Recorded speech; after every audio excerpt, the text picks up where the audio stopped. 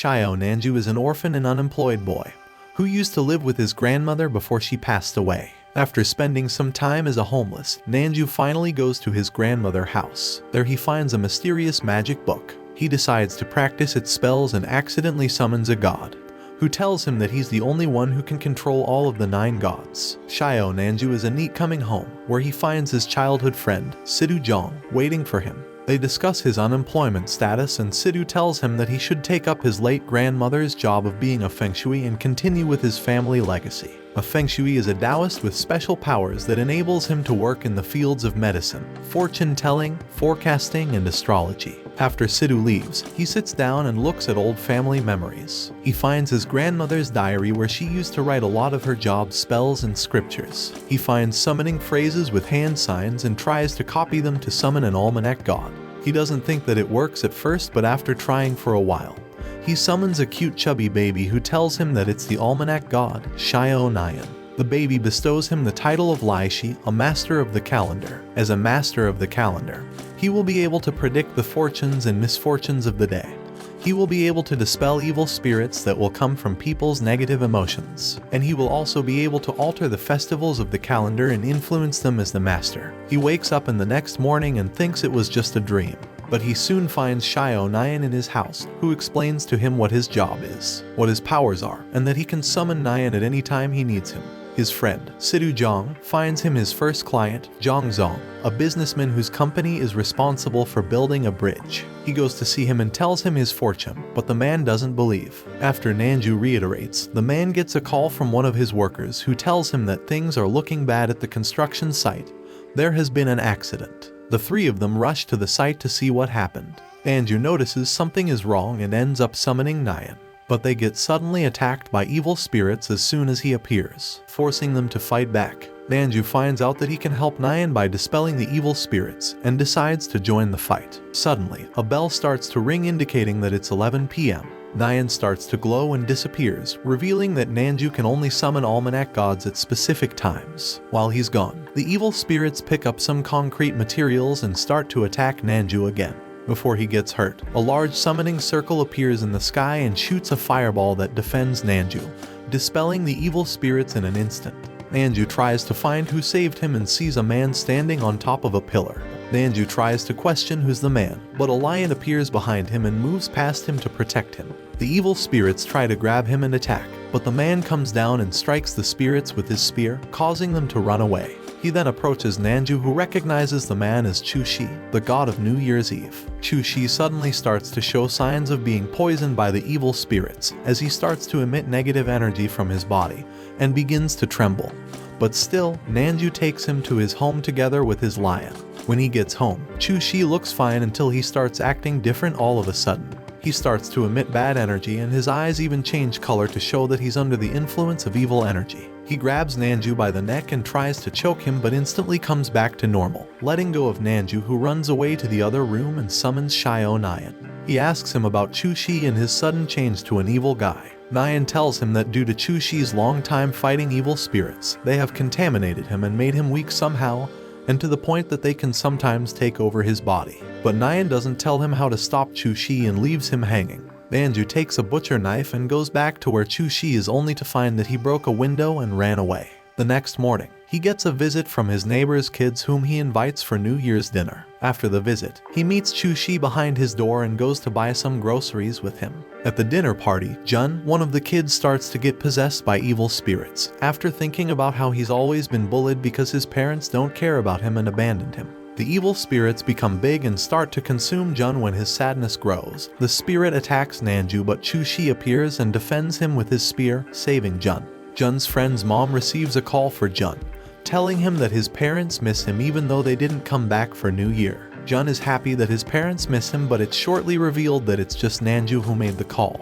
Da Nanjoo, Shiao Nanjoo's older brother, appears to Nanjoo to punish him for being mean to his little brother. Da Nanjoo carries with him a pack of firecrackers to dispel evil spirits. He joins Nanjoo for a mission in the Imperial City, where a museum director needs help dealing with the strange things that have been happening at the museum. The museum keeps the relics of traditional China called the Ruware, a set of kitchenware passed down from generation to generation through many great wars. The museum suddenly starts shaking like there's an earthquake, and one of the glass casings starts to crack. Da suspects it's an evil spirit and throws his firecrackers to dispel it. But the director doesn't like this as he thinks that Da is being a little brat and reprimands him for it. Nanjoo and Sidu Jong tell him that it's okay and calm the old man down. The old man explains what has been happening at the museum, and Da makes a deduction after finding that the spot the director had said was suspicious. All of the damaged museum relics positions create a 4-direction array. They get inside and he creates an array of his own, expecting it to protect the glass cases from breaking when the evil spirits bounce against them. While they wait inside, an evil spirit aggressively appears and starts to cackle the glasses and shakes the museum, bouncing against the glasses while trying to break them. One of the glass cases cracks, as it was not included in the protection array that Da made. The spirit stops bouncing and they see that it's a cat, but it transforms into a fat kid called Sui Sui Ping, whom Da seems to know. They start fighting, but the hour changes, alerting them there will be soon a change of gods, and they try to quickly wrap it up. The glass that had cracked breaks starts to glow brightly, causing the rocks outside in the 4-direction array to also glow. The 4-direction array gets activated and triggers the clouds in the sky to shift vigorously, making a dragon appear. The dragon gets sucked into the calendar that Nanjoo carries with him to summon his almanac gods. After the dragon disappears, 3 treasures are left behind: an emperor's almanac scripture, a scroll, and a black dragon horn capable of turning into a sword when Nanjoo touches it.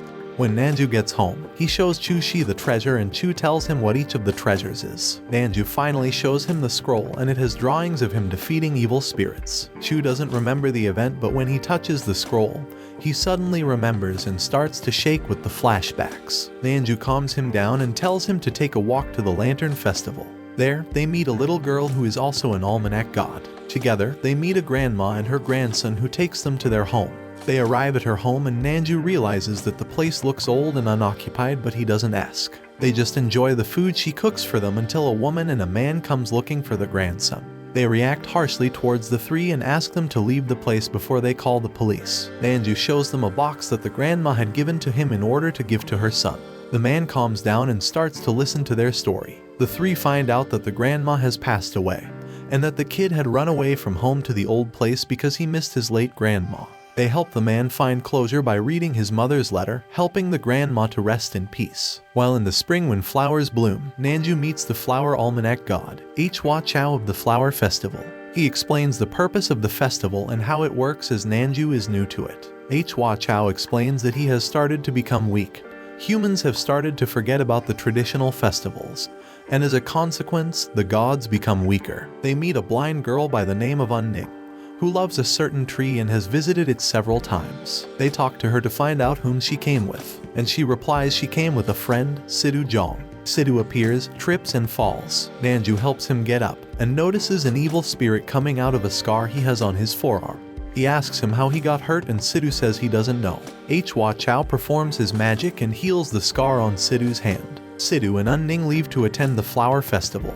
Hua Chao tells Nanjoo that the evil spirit that's emitting from Sidu is strong, but it's well hidden. When at home, Hua Chao doesn't think that the evil spirit is from Sidu Jong.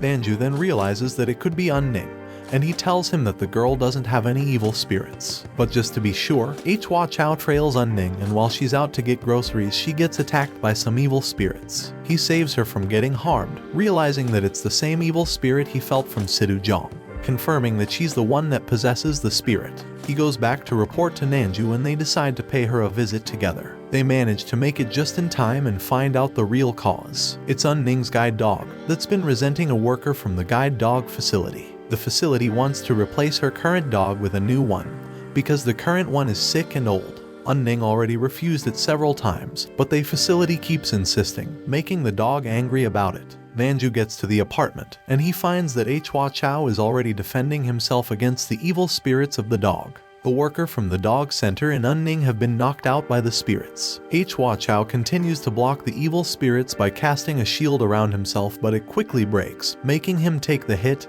and black out. Nanjoo takes the wheel and summons his black dragon sword to cut the spirit down, eradicating it completely and saving the dog.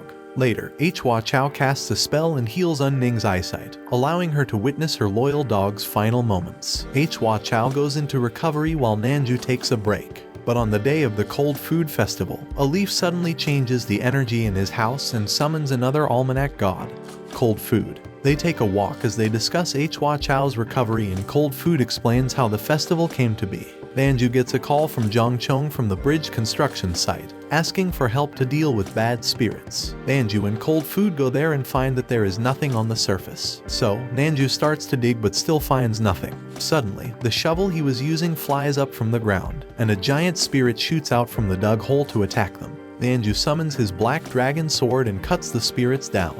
But the many spirits fly around and then gather in one place, forming a huge snake that immediately attacks them. Cold food tries to help, but Nanjoo tells him to stop as he's weak and should just rest, but he doesn't stop.